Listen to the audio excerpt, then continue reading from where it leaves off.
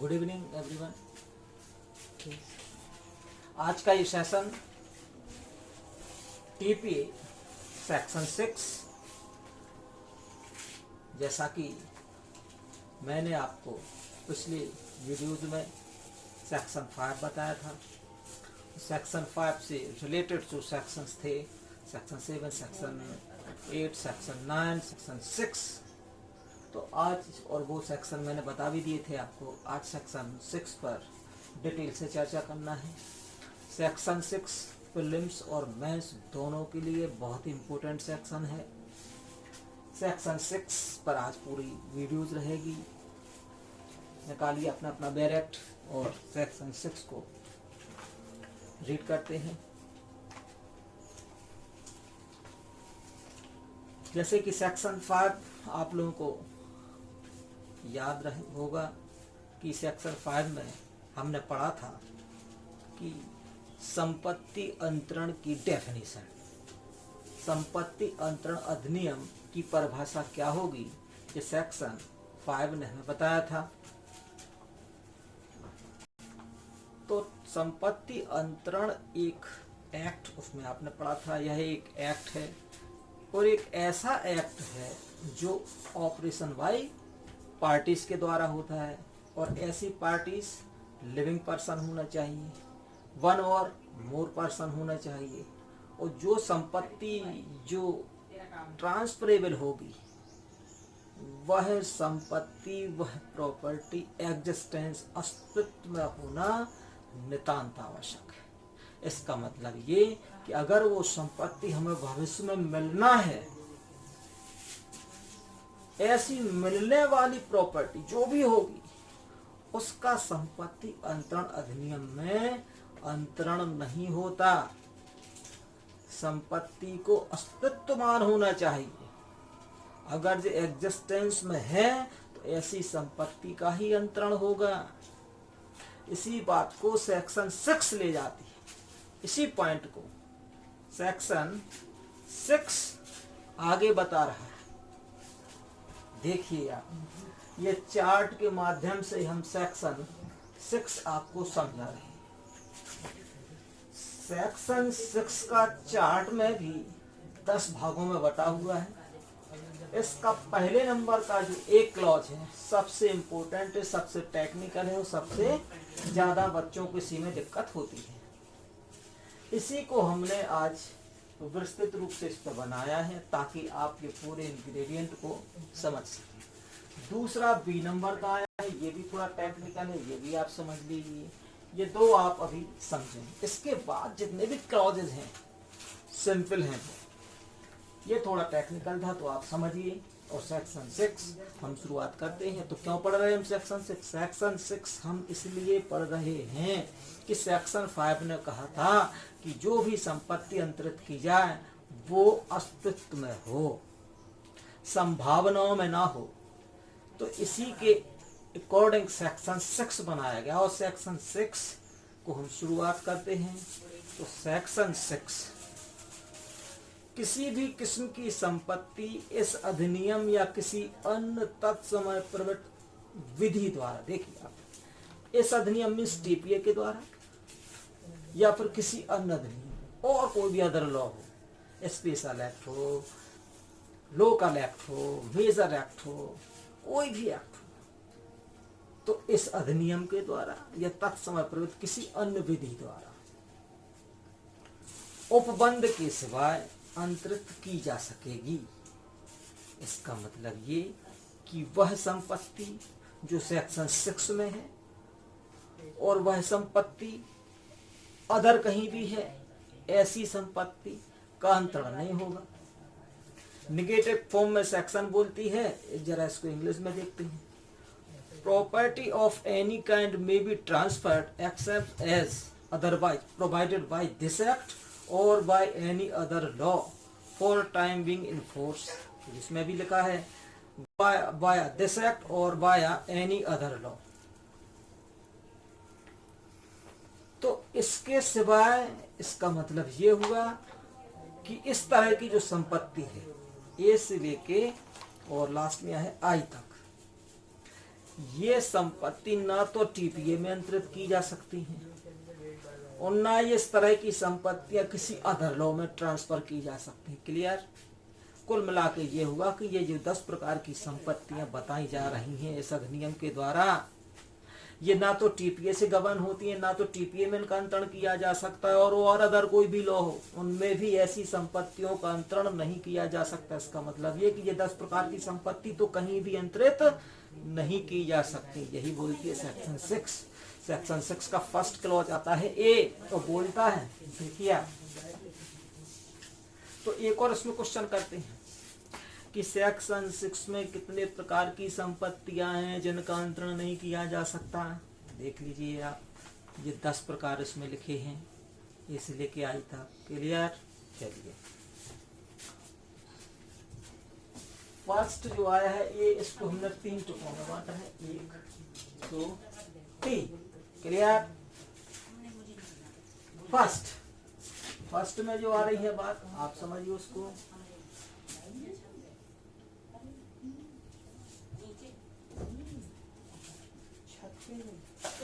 हिंदी में देखिए पहले, प्रत्यक्ष वारिस की संपदा का उत्तराधिकारी होने की संभावना है। ये आ गई संभावना का अंतराल। संभावना तो आ गई है, आपको पता है सेक्शन 6 सेक्शन 5 मना करती है संभावनाओं को। कुछ कोई संपत्ति जो संभावनाओं में मिलने वाली हो ऐसी संपत्ति का अंतरण नहीं होगा। तो फर्स्ट एक संभावना ये आई है, दूसरी संभावना भैया ये आई है, ये फर्स्ट है, ये दूसरी सेकंड है, और ये देखिए आप तीसरी थर्ड। 1 2 3 क्लॉज फर्स्ट 3 टुकड़ों में बटा है, 3 संभावनाओं की बात कही गई है। इन्हीं 3 संभावनाओं पर हम आपको समझा रहे हैं। पहली संभावना, प्रत्यक्ष वारिस की संभावना का, प्रत्यक्ष वारिस की संपदा का उत्तराधिकार होने की संभावना। प्रत्यक्ष वारिस कौन होगा? प्रत्यक्ष वारिस होगा पिता का पुत्र, प्रत्यक्ष वारिस है, और पिता की संपत्ति उसके पुत्र को एज ए वारिस के तौर पर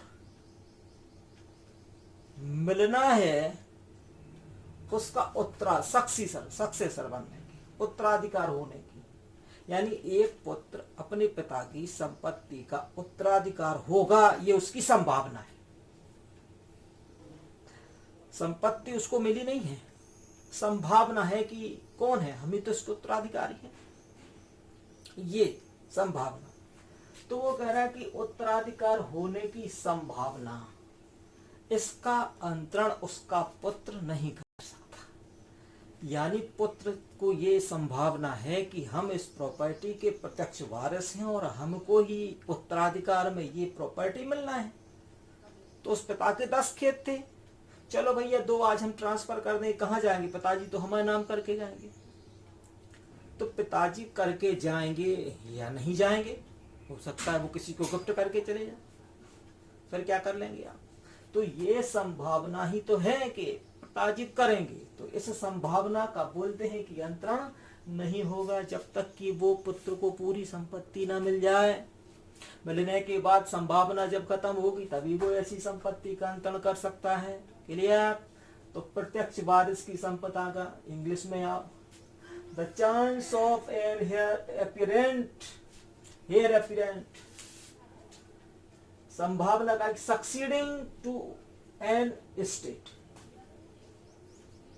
तो ये चांस है, बस संभावना है काय का कि वो प्रत्यक्ष वारिस हो सकता है। प्रत्यक्ष वारिस की संभावना है काय के तौर पे? उत्तराधिकार के तौर पे वो किसी संपदा का उत्तराधिकार हो जाएगा, ऐसी उसको संभावना है। ऐसी ही संभावनाओं में संपत्ति उसको मिलने की संभावना, ऐसी संभावनाओं की दशा में वो संपत्ति का अंतरण नहीं कर सकता। क्लियर? पिता पुत्र का बेहतरीन एग्जाम्पल है। दूसरा आइए आप, वो कह रहे हैं कि कुल की मृत्यु पर, कुल मीन्स किंसमैन, कुल होता है ना, कुल की मृत्यु पर, यानी कोई कुल है और उसके कुल में अब कोई नहीं बचा,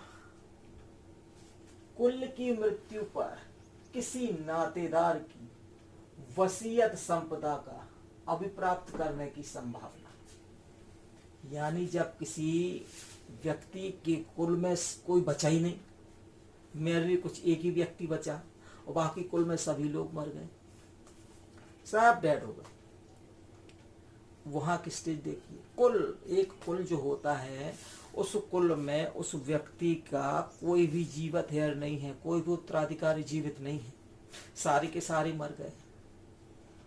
अब ऐसी संपत्ति में चूंकि कुल का तो कोई सदस्य है नहीं, अब आते हैं नातेदार, और नातेदार कोई आया और ऐसा नातेदार ये समझ रहा है कि हम ऐसी संपत्ति को, चूंकि उस कुल में तो कोई बचा नहीं है, अब ये तो एज ए नातेदार के मुझे ही ऐसी सारी संपत्ति मिल रहा है, कहाँ जाएगी संपत्ति। तो कहती है कि ऐसे नातेदार की वसीयत संपदा भी प्राप्त करने की संभावना। वो नातेदार ये समझ रहा है कि ये अब संपत्ति चूंकि उसके कुल में तो कोई बचा नहीं है, ये एज ए नातेदार के तौर पर मुझे संपत्ति मिलना है, और ऐसी संपत्ति को वो अंतर्गत करने लगा, ट्रांसफर करने लगा। तो कहा गया है सेकंड में कि ऐसी संपत्ति की संभावना का भी आप नहीं कर सकते अंतरण। एग्जाम्पल समझिए, कुल सपोज दैट ए व्यक्ति है और ए व्यक्ति की जो नाना नानी थे उसमें से तो नाना नानी मामा मामी सब कुछ होंगे।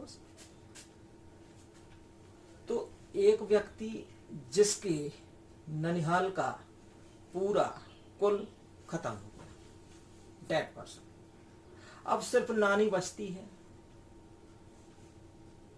नानी का इर्द गिर्द अब कोई नहीं है, कुल में सभी लोग मर चुके हैं।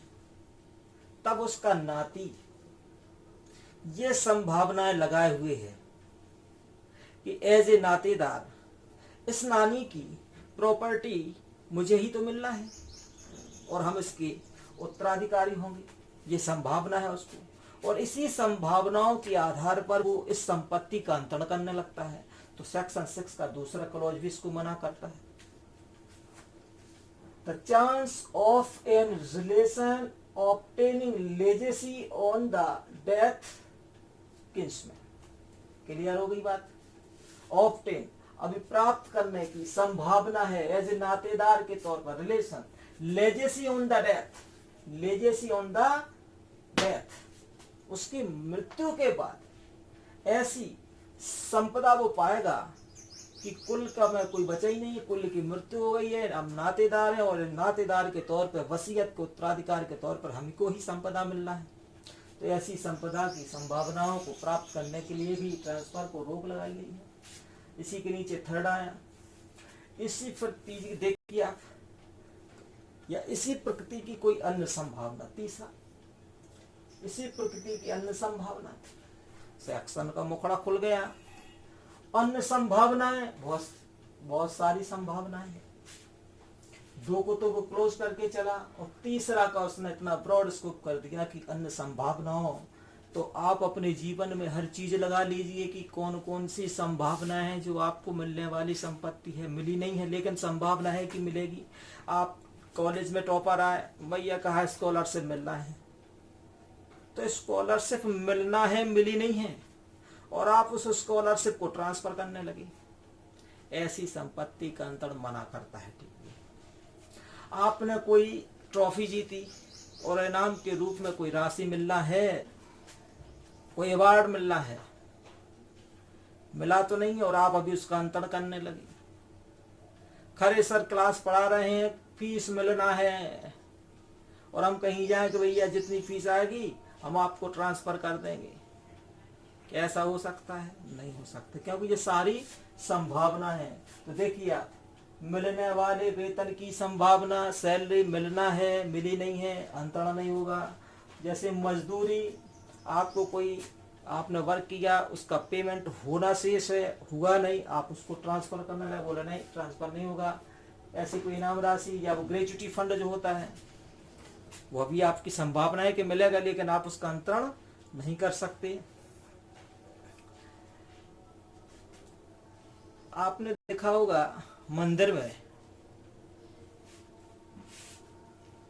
जो दान पेटी होती है, हम लोग दान पेटी में पैसे डालते हैं, तो क्या दान पेटी की में जो जितनी भी संपत्ति उसका अंतरण हो सकता है? बताइए। हो सकता है उसका अंतरण, क्योंकि वो तो दान पेटी में है। जितना भी दान है वो तो पेटी के अंदर ही है, वो तो अस्तित्व में आ गई है संपत्ति। लेकिन पुजारी जो बाजू में एक थाली रखे रहता है और उसमें दीपक रखा रहता है और भी आशा लगाता है कि इसमें चढ़ोतरी आएगी, तो पुजारी को चढ़ने वाला चढ़ावा, इसका अंतरण हो सकता है? इसका अंतरण नहीं हो सकता, क्योंकि कोई चढ़ाएगा या नहीं चढ़ाएगा ये तो संभावनाओं में है। लेकिन दान पेटी में तो ऑलरेडी पैसा चढ़ा ही है ना, वो तो आ गया है, तो वो अस्तित्व में संपत्ति होती। जबकि चढ़ावा में जो आना होता है वो एक मात्र संभावना है। तो पुजारी जी का जो चढ़ावा आना है उसकी संभावना का भी अंतरण नहीं होगा। क्लियर है? तो इस तरह से फर्स्ट क्लॉज को हम निकाल के लाए। आई होप समझ में आया होगा। कोई क्वेश्चन है भैया आप पूछ लेना फोन करके। बी पे आइए। बी पॉइंट पे जब हम आते हैं, बी पॉइंट पर जब आते हैं तो उसमें आप पढ़िए। इसको हमने जो लिखा है बी क्लॉज में, इसको हमने अपनी भाषा में यहाँ लिखा है। ये भाषा से समझ लीजिए, फिर आप डायरेक्ट आराम से समझ जाए। संपत्ति में पुनः प्रवेश, री एंट्री, किसमें? प्रॉपर्टी में री एंट्री करने का जो राइट है, स्वामी के सिवाय किसी अन्य को अंतरित नहीं किया जा सकता। यानी प्रॉपर्टी में री एंट्री करने का जो राइट है, ऐसा राइट किसको? सिर्फ और सिर्फ किसको? मेयर किसको? ओनली स्वामी के सिवाय किसी को अंतरित नहीं किया जा सकता। इसका मतलब ये है कि अगर कोई संपत्ति है, संपत्ति पर री एंट्री करना है, पुनः प्रवेश करना है, और ऐसा पुनः प्रवेश स्वामी को ही करना है, कोई अन्य व्यक्ति को नहीं करना है, तो स्वामी का ये राइट कि वो उस संपत्ति में री एंट्री कर जाए, ऐसे स्वामी के राइट का भी अंतरण नहीं किया जा सकता है कि वो री एंट्री ना कर पाए। इसका मतलब ये कि ये जो क्लॉज है ये ओनर के राइट को प्रोटेक्ट करता है। कौन सा राइट? री एंट्री करने का राइट। समझिए, पूरी बात आ जाएगी। तो री एंट्री का राइट ओनर का है। कैसा है? संपत्ति में प्रवेश करने का है, री एंट्री करने का है।